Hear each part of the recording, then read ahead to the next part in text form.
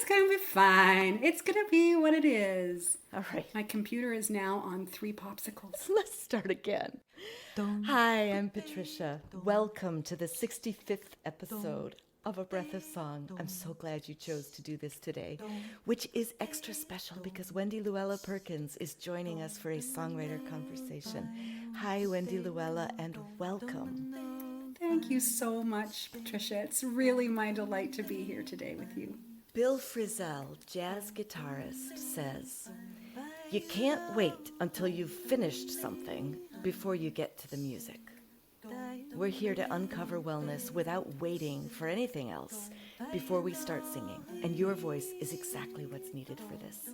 I'm coming to you from my home on the unceded lands of the Abenaki people in what is now called Burlington, Vermont. And Wendy Luella, tell us where you are right now. Well, I'm in what many people know as Kingston, Ontario, Canada, also known as Piotrowski. And it's a beautiful place where Lake Ontario, the Cataraqui River, and the St. Lawrence River meet and head out to the Atlantic Ocean. It's also the traditional territory of the Anishinaabe and the Haudenosaunee peoples. Beautiful. All of our voices will turn up as they are today. And no matter what, we can feel the connection to our breath and vibration in our body. Let's find how good it can feel to sing. Last week, I shared Wendy Luella's song, Morning Dove. Today, Wendy Luella will be teaching us one or more of her songs. Who knows? We'll learn one right off slowly so it can settle inside you and you can begin to trust it as a resource. Let it move you into a state of flow. Then we get to enjoy a conversation with Wendy Luella, possibly with other songs in the middle. And we'll close out maybe with the first song again at the end, maybe with another song. The beautiful thing about podcasts is you can always rewind and find the part that speaks to you the most. So let's start by getting into our bodies, starting by just shaking. Shaking everything. Imagining that you're just kind of shaking down and... I like doing that sometimes, and then let yourself stretch whatever needs stretching.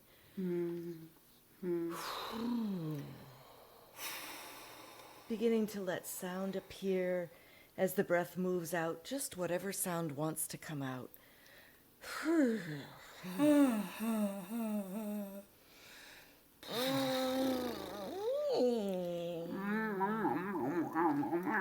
Yeah, and as the next breath comes in, notice how it can widen the rib cage.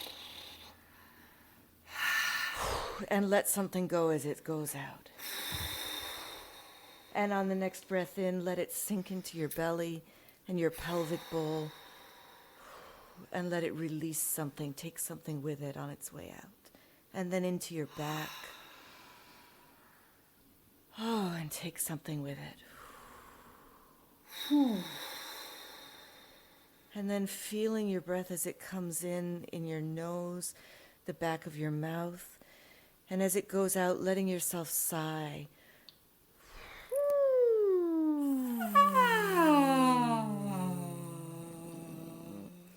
And letting it fall in. And another sigh out.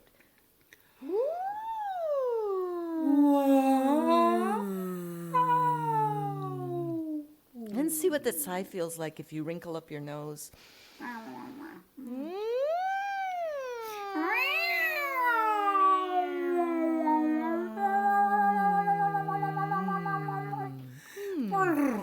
That feels kind of good. Okay.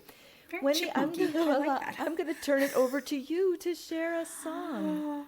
Oh my, thanks, Patricia. I guess I haven't decided what song I'm going to share.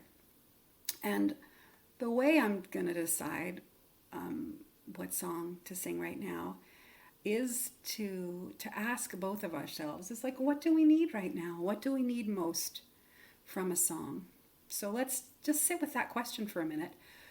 What would be a good thing for us in this moment right now to cultivate, to open our hearts to? So let's just take a moment to ask that question of our deeper spirit and see what the answer might be.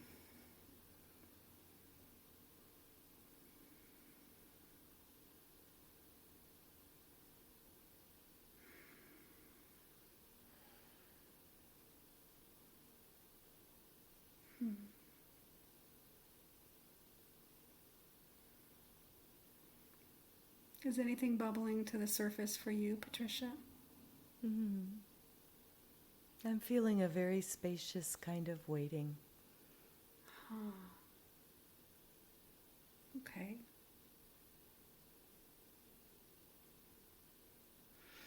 This is the one that's coming.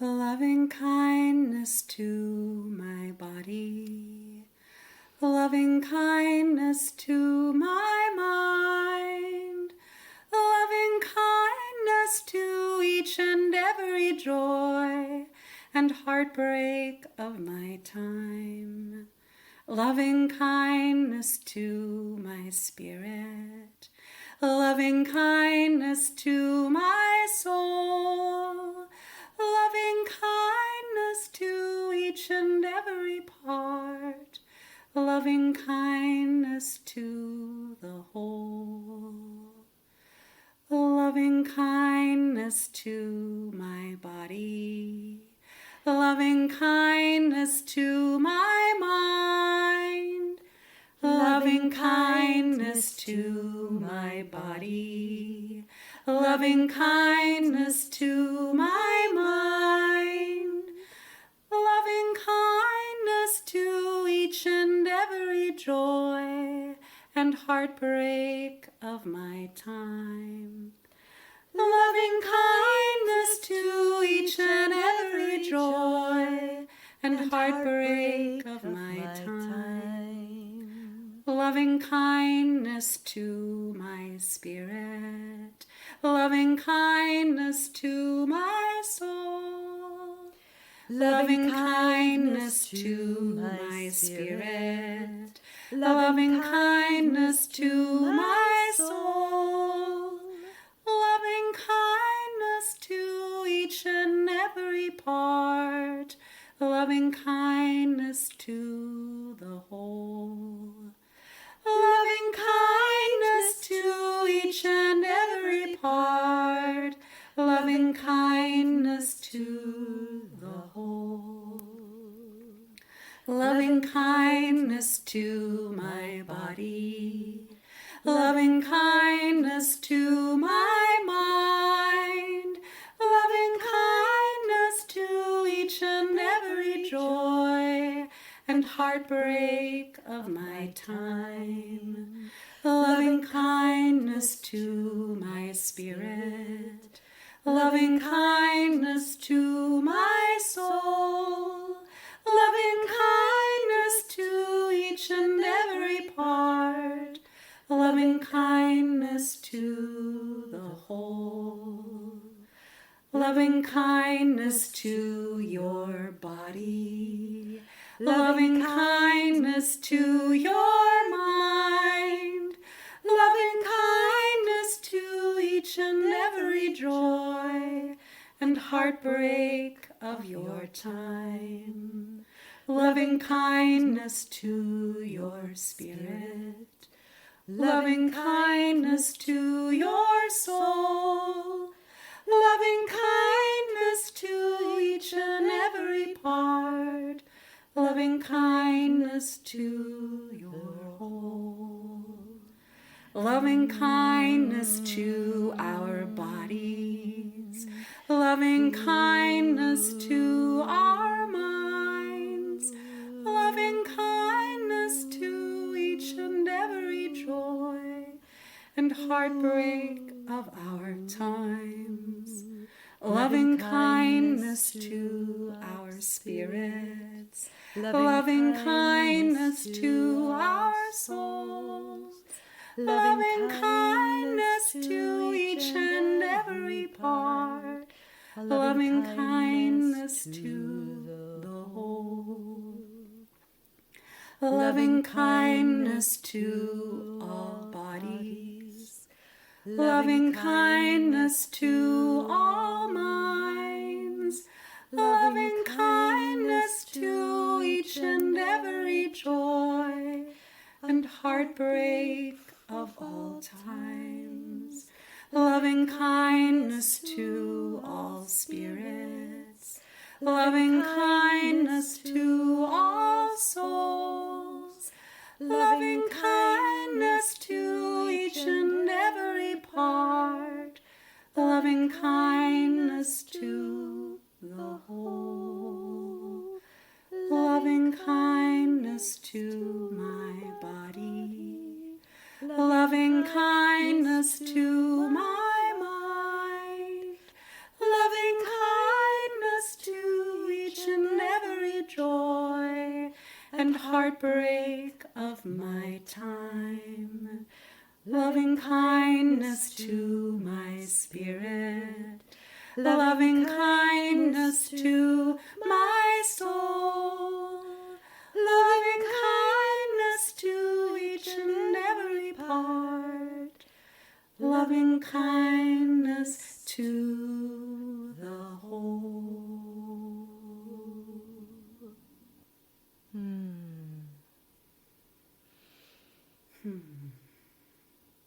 That was a beautiful, beautiful song, Wendy Luella. And I love to think of all of the people who download this podcast and sing along and now have this song in their bodies, this overwhelming sense of loving kindness having settled in. Tell us more about this song. Wow. You know, I wrote that song maybe a couple of months ago, maybe it came. And I don't even use the word write the song because that's not how I understand the way that songs come to me. I usually am walking or gardening or outside. Most of the songs I write come to me outside. And I think this song came, you know, in the middle of a crazy world that we live in, you know, and the crazy times that we live in. And just the layers of grief and uncertainty and how extending, first of all, loving kindness to myself enables me to be more spacious, expansive, and present. But if I can't offer loving kindness to myself, I rarely can truly be present and with other people in a really deep way. And so I think that the song emerged for a song for myself, which is pretty much all the music I create that comes through me. First of all, is medicine to me. It's the balm I need in the moment. It's something that I need to, or I want to bring more of in my life. And so often the songs drop in. They're coming by all the time, and I am my receiver is operating, and I catch those songs. And so I think this song really came at a time when I needed, first of all, loving kindness for myself, and then as it emerged, then it took the layers, like, oh no, and I'm offering loving kindness to you, and then to us. And then when the all came, I have to tell you, when I wrote that song came through me, and that fourth loving kindness to all bodies, I felt something shift seismically in my body. Because loving kindness to all bodies, that's a big thing. Yeah.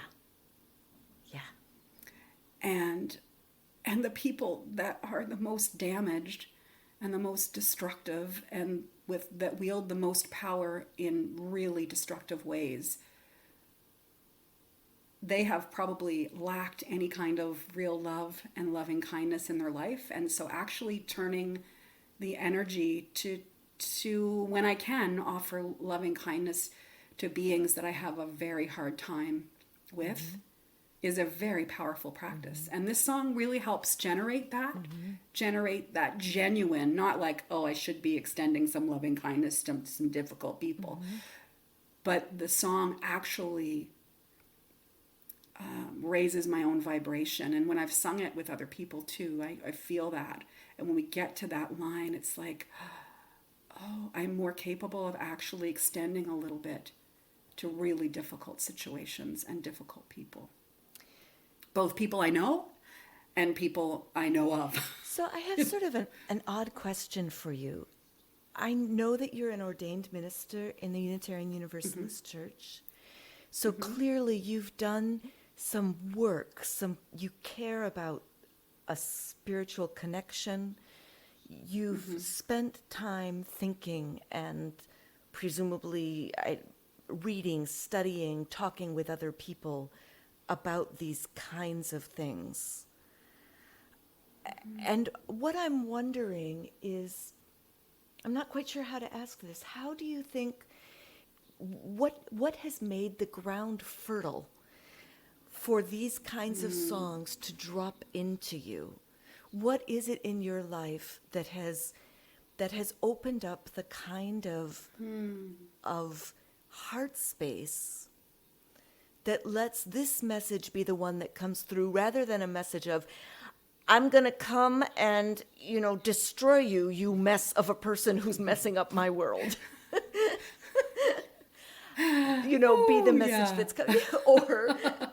Or, please give me, good Lord, I want a Mercedes Benz. Or, other kinds of song messages that could come through, because music by itself has historically been used in many, many ways. Whew, Does that make sense? It does. It's a big question. So let's just dive right into this interview in the big stuff. Let's just not mess around, okay? Oh, thank you. Well, I think there's grace, first of all, which is, it's getting out of my way, getting out of my own way. So it's not about thinking too much. It really isn't about thinking. It's developing practices of attention and being. And so much of my music has come from a walking practice that I have, which is to get up early in the morning and just walk. And when I feel the rhythm and the beat of my own feet and wherever I'm going, it is just songs appear. And they usually come together. They come as music and lyrics at the same time. And I think part of my walking meditation, and I've done that for years and years and years and years, is about receiving, is about, okay, here I am in the universe, and so much in the universe is sustaining me. Mm-hmm. And can I be present and grateful and aware, more present, more grateful, more aware of all the forces that are sustaining me. So I think part of that practice is a gratitude practice, and is a wow, we are all connected practice. Mm-hmm. I am not separate from this Gaia, the plants, the water, the air, the trees that are. So I think part of it is that I've been very grateful and to have that practice of walking. But I think from the time I was very, very young, I made up songs. And I don't know whether that is just my constitution, that I came into this world where melody and singing and playing with my voice was something that I enjoyed doing. And then when you enjoy something and cultivate more of that, then it opens up the space for more of it to happen, right? So there is something about that. It's about, and sometimes I will go for a walk and I'll ask for a song. I'll say, we asked at the very beginning, what do I need right now? And sometimes it's a song I know or somebody else's song. And sometimes it's like, oh, this is a really difficult situation I'm going through, or I'm feeling really grateful for this, or I'm having trouble making a decision. So it's like paying attention to what is swirling in my own head. When all is swirling in my heart, quiet, calm, take rest in me. Sometimes when the swirling of thoughts or decisions or emotions, going for a walk or being in nature is a way of quieting that, but also it's a distillation. It's a way to go, okay, there's a lot of stuff, there's a lot of static, but really it comes down to this. And so many of my songs, like I've written, your verse chorus song, but really my true practice, and I think my own gifts in song creation are these short little songs, because it's like these little crystals. It's like little nuggets. It doesn't have to have a whole bunch of, it's one concept that I circle around. And even the singing of soulful singing, the practice is repeating something again and again and again, so it sinks, like you've spoken about in your podcast, is like letting it sink into you, letting those words, to be able to trust those words, to lean into them. You create so many songs, you catch so many songs. And one of the things that I notice is that they sound very much like the way you speak. So as you were talking about the connections, I was thinking of your song, We're All Connected, Earth, Sky, and Sea. Why don't you, could you sing that for us so people can hear that? We're all connected, bird, cloud, and tree. We're all connected, earth, wind, and sea. An interwoven, exquisite tapestry. We're all connected, breath, you and me.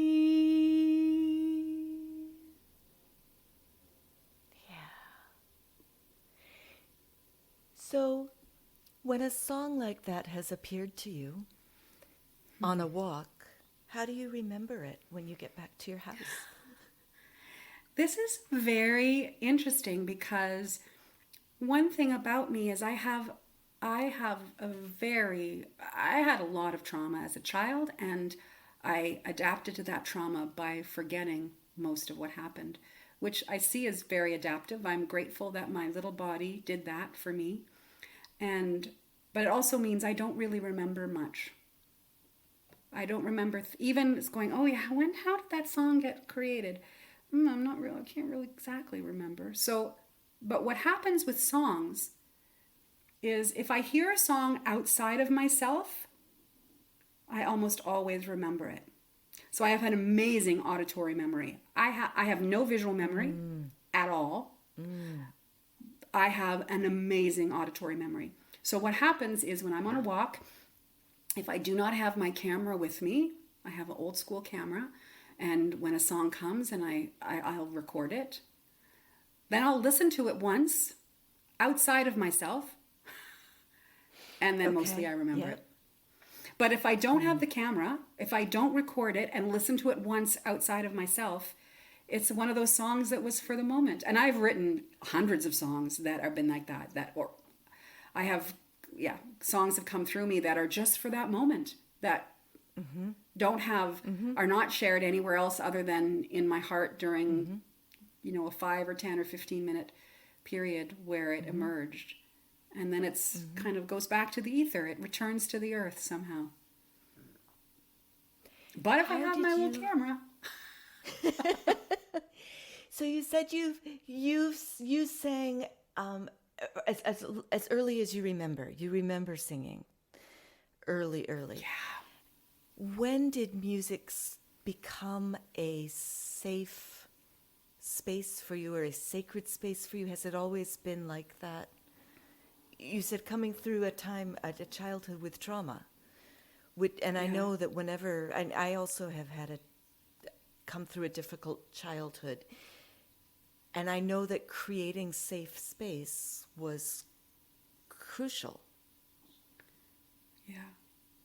Well, I think from a very young age, like the earliest memory is what people have told me. So now I remember the story, was my brother took me to show and tell, right? My brother took me to show and tell one afternoon, and he said, this is my little sister, Wendy Lu, who I think I was 2.5, maybe 3, listen to her sing. And I just sang and sang and sang. And I know that there was so much joy in that, even as a little person.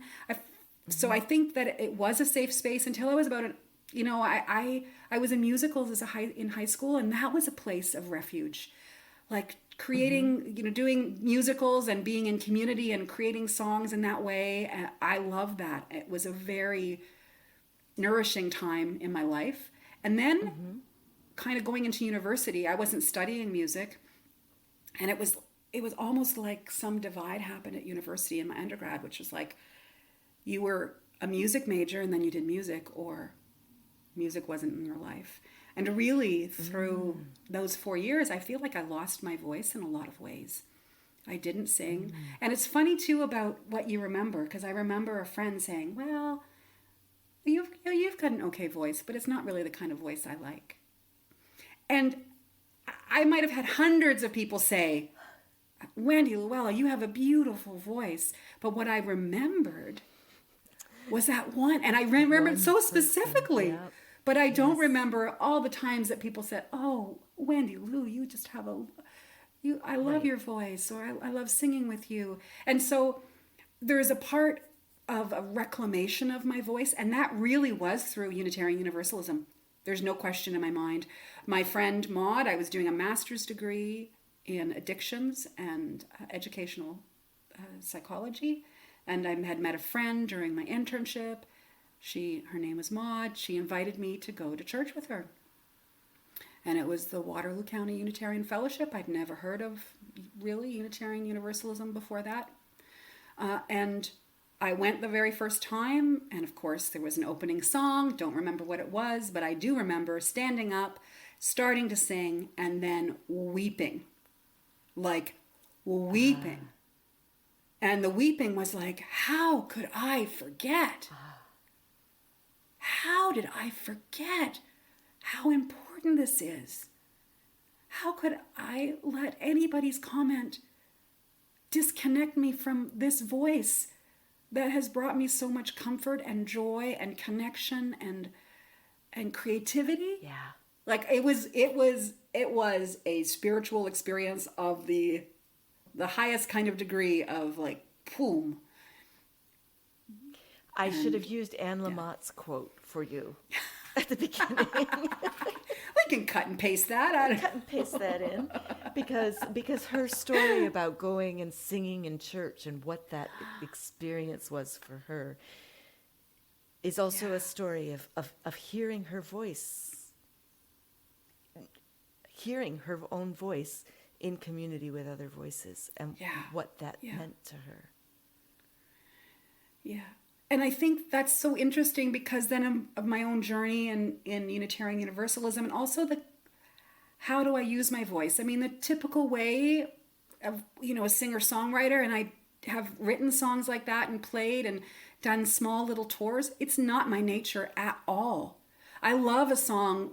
I'm not a traveler, so it's like that lifestyle just was not for me. But every time I did sing, and then I had a lot of my singer-songwriter kind of songs have really powerful choruses, and I was always inviting people to sing along. And when the chorus came, it was the most pleasure for me. It was like hearing those voices together, and then it's like, that's kind of how I developed Soulful Singing 20 years ago, like in 2002. I was like, what I love best about church is the singing and the silence. And then I thought, well, I could just make something up that was singing in silence. Why not? Why not? Why not indeed? Who's stopping me? So obviously this has been a very rewarding practice for you, right? Because you've been doing it for 20 years, and why would you keep doing something for that long if it weren't a rewarding practice? Talk to me a little bit about what has been challenging in doing soulful singing. Wow. Well, I think the biggest part that I keep reminding myself, and I remind other people, is that while soulful singing is therapeutic, it's not therapy. And what can happen in the practice of soulful singing, and I say this at every gathering we have, like I've been doing soulful singing for 20 years, 17 and a half of those in person and 2.5 of those online. And I almost always say, sometimes a song can open us up to a tender place. It can open us up to joy, great joy. It also can open us up to a river of tears. It can open us up to grief. And how to tend to our hearts in the best ways that we can. And sometimes what happens in the singing process, in this kind of singing, is that it can open folks up and they need more support than the practice, than what the practice really is. And so, I mean, I'm a trained minister. I can offer spiritual care to people. And I also am very mindful about where the boundary is to say, I think, to support someone to get more care if they need to get more care. And being aware that for some people, this kind of singing meditation might take them too deep for what they're capable of in that moment of containing for themselves. So I think that's a big challenge. That's a kind of complicated, layered thing, but I've seen that many times over my practice, is creating a space that is welcoming to all the range of emotions that music can touch in our hearts. Because I think that's one of the these kind of songs are like water, right? They can, and also creating a container of care and of a support that's like, and if this is something that is too difficult to hold, then here are some places, and here's some direct support that I can offer just in the moment, but then inviting folks to care for themselves in the best ways that they know. So that's a challenge at times. And people come to singing like we all come to things. You know, we are all a mishmash of capacity and vulnerability. And sometimes our vulnerability is our strength, and sometimes our vulnerability is, it opens up spaces where it doesn't feel contained. It feels like that all is swirling and the silent, the comfort isn't coming to me. So I'm aware of that.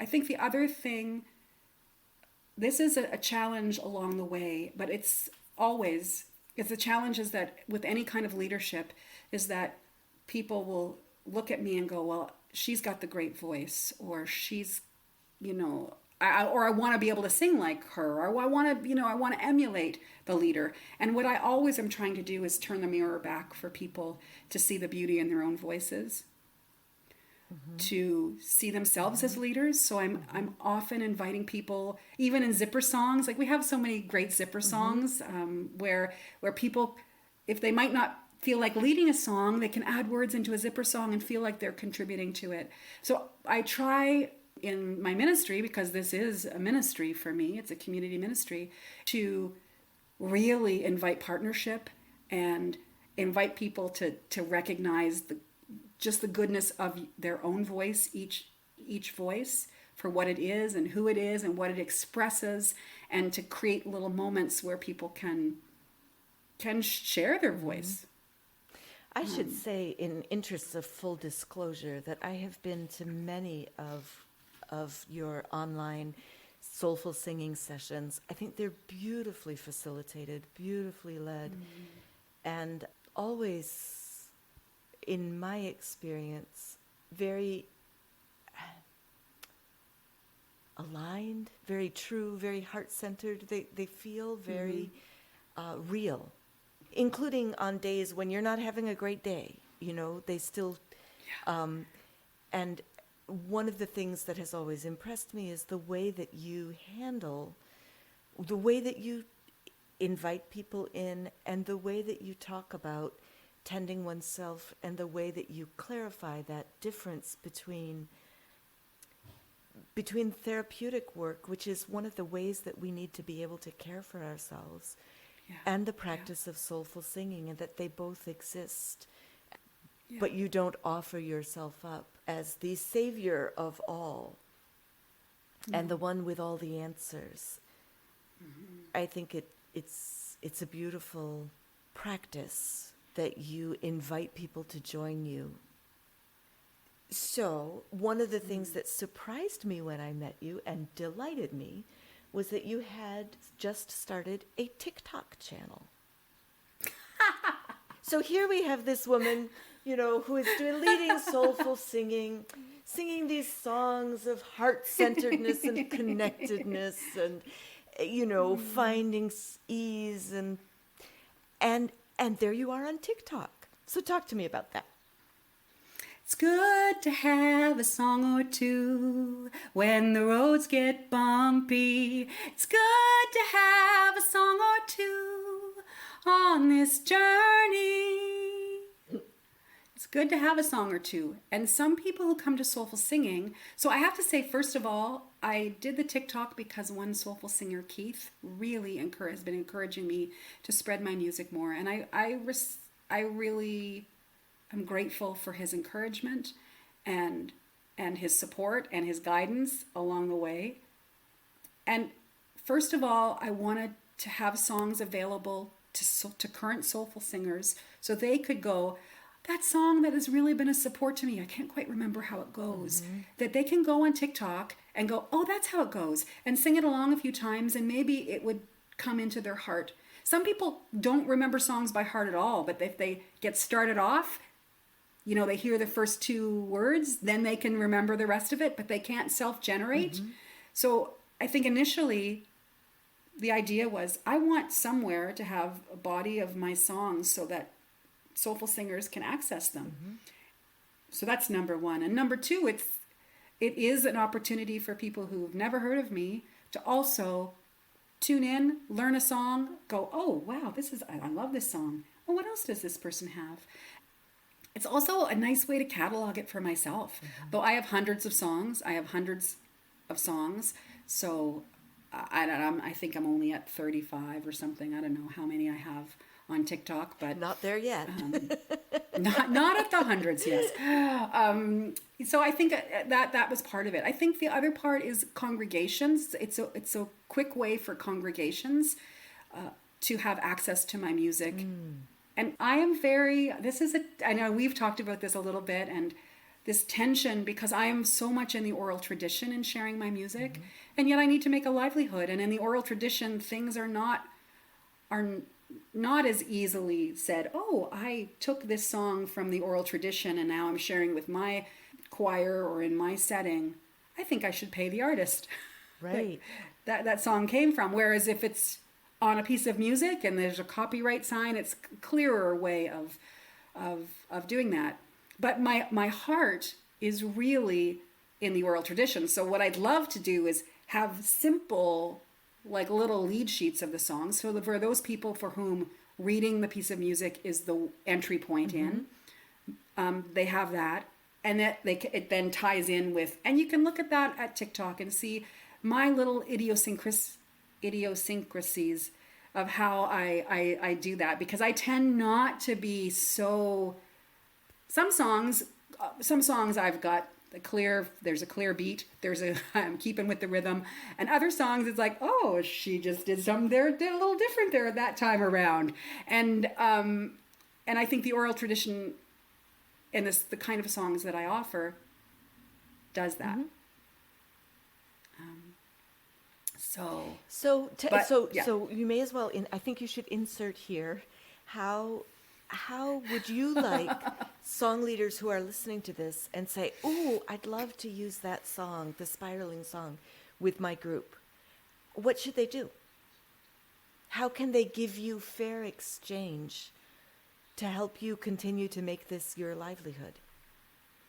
Well, I think this comes back to one of my challenges with soulful singing. It's putting a commodification on something that I think is our birthright. So I have inner conflict about this, because I actually think that these songs, well, they are mine, they came through me, but they're not mine. And so there's a part of me, it's like, give it all away. And there's a part of me, it's like, I have bills. Right. The electric company does not listen. Oh, but I have to say, one of my favorite things is singing to telemarketers. Anytime you get a telemarketer, if there's that little space, I just start singing to them. No, so I think that that's a tension for me, and that has been an ongoing tension. And if I was being paid by a congregation, then I could do that more fully. I'm not, though. I am a complete entrepreneurial in my ministry. So my livelihood comes from people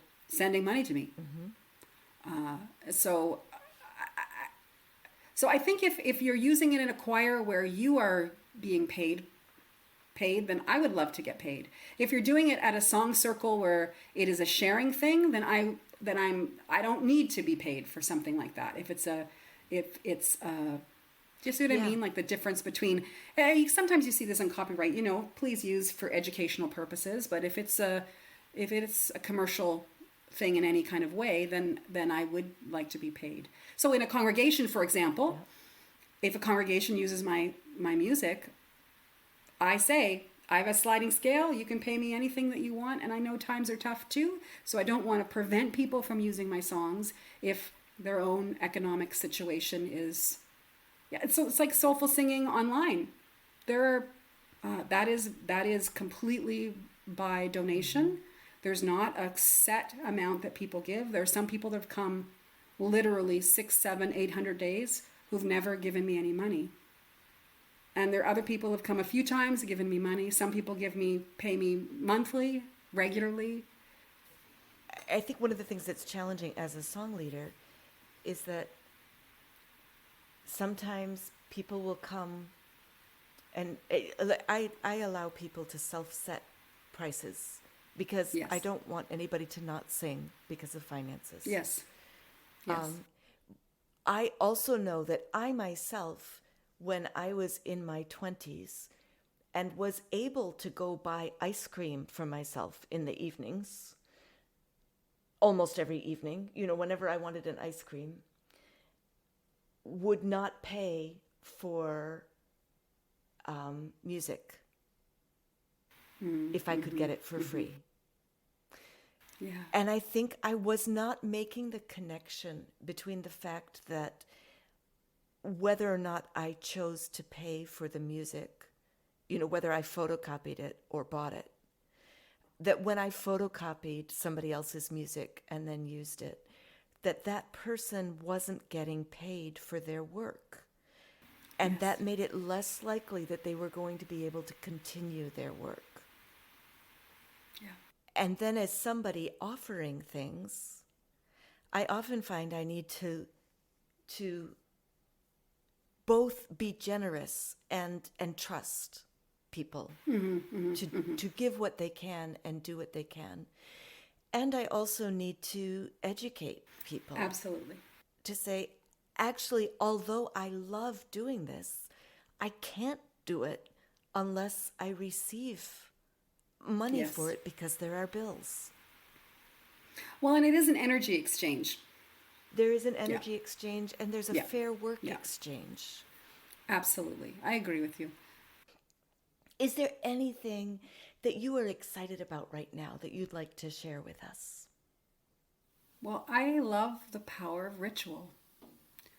And it's funny to be excited about something that's been going on now for 850 days or plus days. But honestly, every morning that I wake up, maybe once every 100 mornings, I'm like dragging myself a little bit. But honestly, it is such an honor and a joy to every morning gather and sing with people in this meditative way that I call soulful singing. And I'm excited that people keep showing up and that it continues to be a sustaining practice for me and for others, and that it's a co-creation. I'm excited that without those people participating, I certainly would not have sung every single day for 45 minutes every morning without a community. And I'm very grateful for that community that continues to come. And it's the community's large-ish, but enough people come every single day that there is always forward momentum. And I'm delighted when people share songs. That excites me. It excites me that new people keep coming, and that it is a space that welcomes new folks, and that new folks find a place there. Just tying back to what we were saying about sharing the music on TikTok too. I think one of the things I'm excited about, and I've been dreaming about this, about having a really good, solid body of my work available, especially for communities and congregations, so that they can access them and use them, and that they would be like in some sort of a database, so people could go, oh, I need a song about communion, and there would be a list of songs, or we want a song about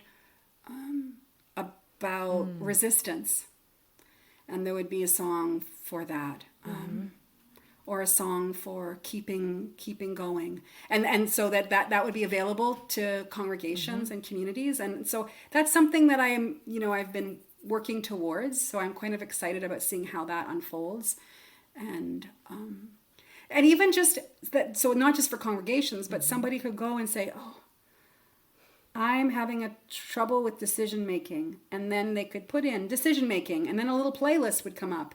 And maybe 4 songs would be available as a way to assist somebody to listen, sing along, and maybe get into a deeper connection with whatever the issue is that someone's facing. So one of the reasons I structured the podcast the way that I did was because I was looking to do something very similar. I wanted a library for myself. My memory is not great, and I wanted to create a library where I could type in songs about water, and I could type in water and I could get songs about water.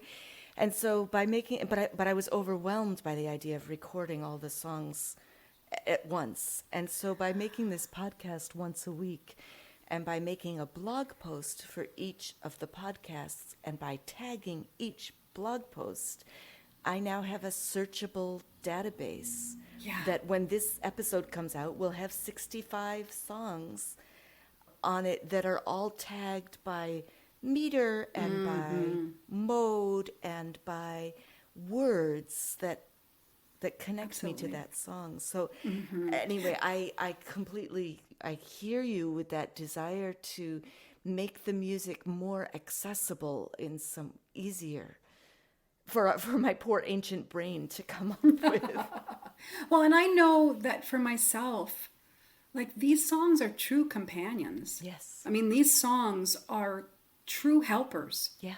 They not just my own songs, other songs that people have shared with me over the years, but so then it's like I know the power of these songs, and leaning into that, and also then having that database, having that available for other people to access, because it's like I'm not alone here.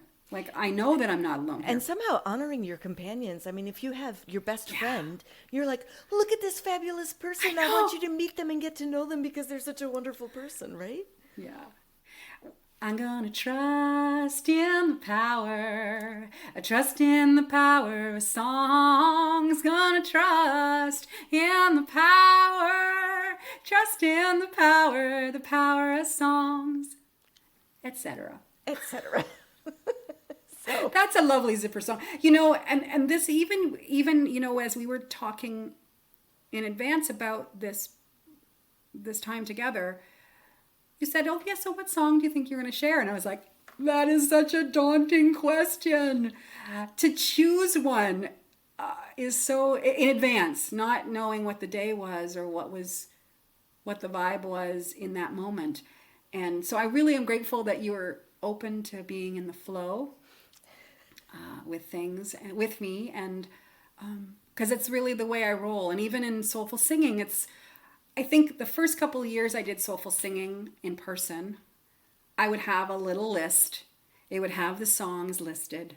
It would have the theme, and I would basically sing the songs in the order.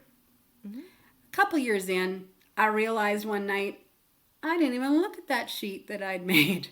I wasn't doing that anymore. I was trusting that the songs were inside of me and trusting that they would come out. And if there wasn't a song, there would be silence. And that was okay. And so that's an interesting, even looking back over the years of Soulful Singing, is really trusting that. And even at Soulful Singing now, I don't know what the theme is going to be on a morning. We have a little chit chat period of 5 minutes or so before we start singing. Usually something that happens there tweaks my heart in a certain way, and maybe a theme will emerge. We always have a song of the week. That is the first song that we sing for an entire week. But then how the rest of the playlist unfolds, I really am trusting that a space is going to open up and a song is going to come. And oftentimes what happens is a couple songs are there going, pick me, no, pick me. I'm your favorite today. Don't you want to do that? It's also reading the room, which is kind of, it's funny. Of course, in person, reading the room, there's more information than online. But in a way, online, there's different information to read. Because I am scanning the room as well, and the folks that are singing with together in the mornings, and choosing songs by my intuition, by what I'm noticing. So it is a kind of a finessey. It feels a little finessey, if that's even a word. A little finessey. A little finessey. Good. Are you ready for lightning round questions? Oh, yes! The lightning round questions. So here we go. The idea is that you're going to give fairly quick answers. I can do it. All right. What's an album that was really important to you? Joni Mitchell, Blue. What's your favorite soup? Salad. No. Is that blended salad? No, I only have soup because other people like it. Okay. My favorite soup is a salad. All right. What is your favorite replacement curse word? I am a good cursor. My dad was a sailor, so I don't replace curse words usually. But my grandmother always said sugar, and I always liked that. Oh, sugar. In that case, I don't think it is a replacement curse word. It's the curse word. Sugar. Sugar. What is a sound you feel strongly about? And this does not have to be a beautiful sound or an ugly sound. Just a sound that you feel strongly about. Fans of all kinds. Drone sounds. So if there's a fan that's going on, like a fan in the kitchen, it's very hard for me to have a conversation with somebody else because my mind is at the frequency of the fan, and often a song is coming. So I find it quite distracting.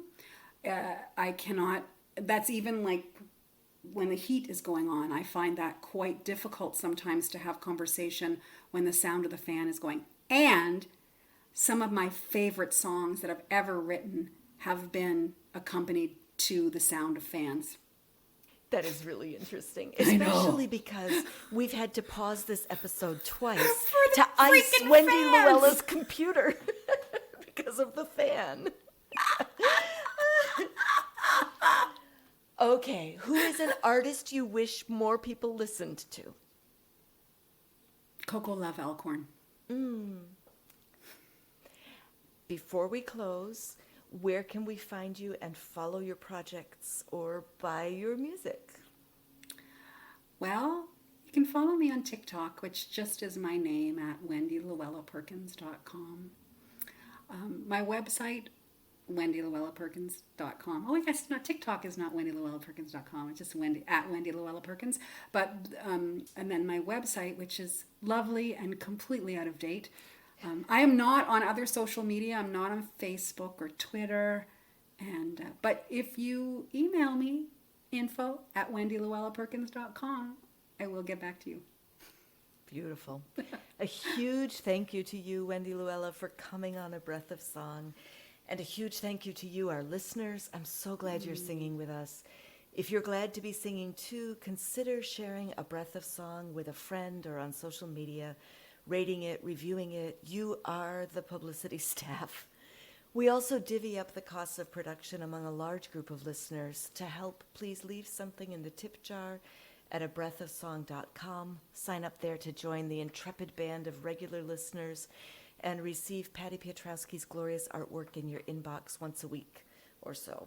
Before Patty or I receive anything, 25% is donated to the Jazz Foundation of America, which supports jazz, blues, and roots musicians in need.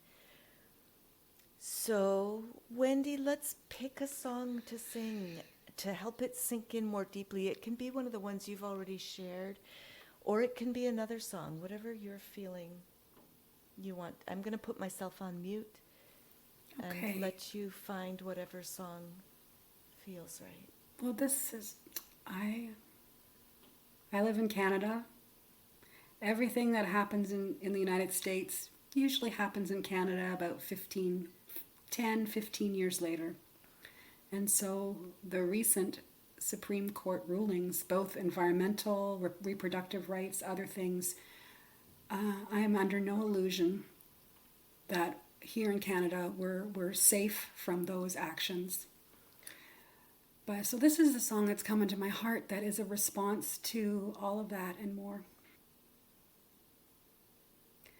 To love I do return, to love I do return, when my heart breaks open to this broken world, to love I do return, to action I do return, to action I do return, when my heart breaks open to this broken world, to action I do return, to song I do return, to song I do return, when my heart breaks open to this broken world, to song I do return, to courage I do return, to courage I do return, when my heart breaks open to this broken world, to courage I do return, to love I do return, to love I do return, when my heart breaks open to this broken world, to love I do return.